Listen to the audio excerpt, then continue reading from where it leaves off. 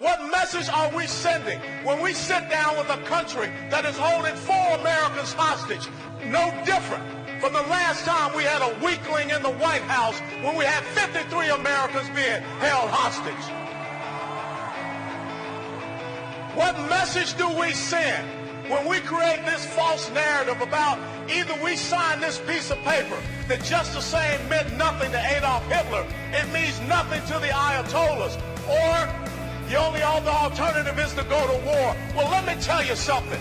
The United States of America is about victors. The United States of America is about champions. The United States of America does not surrender to a bunch of black robe, crazed clerics that want to see us destroyed.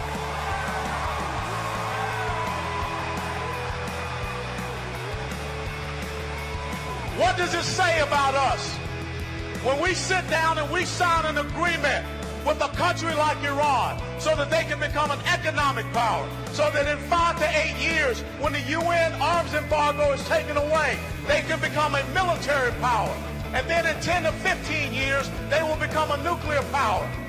But yet we stand up and say we're going to cut our United States Army by 40,000. We have the smallest Marine Corps since World War I, the smallest Navy since 1917, the smallest and the oldest Air Force since we created the modern Air Force.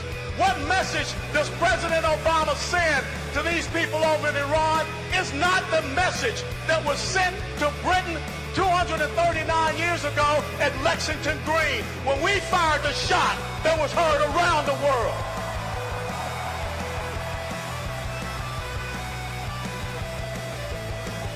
What message does it say to radical Islamic terrorists when we have people that go and kill our unarmed men and women at recruiting stations, at reserve component stations here in the United States of America, and we can't figure out if the kid was depressed, if the kid was on drugs? Well, hell no, he was a dadgum terrorist. That's what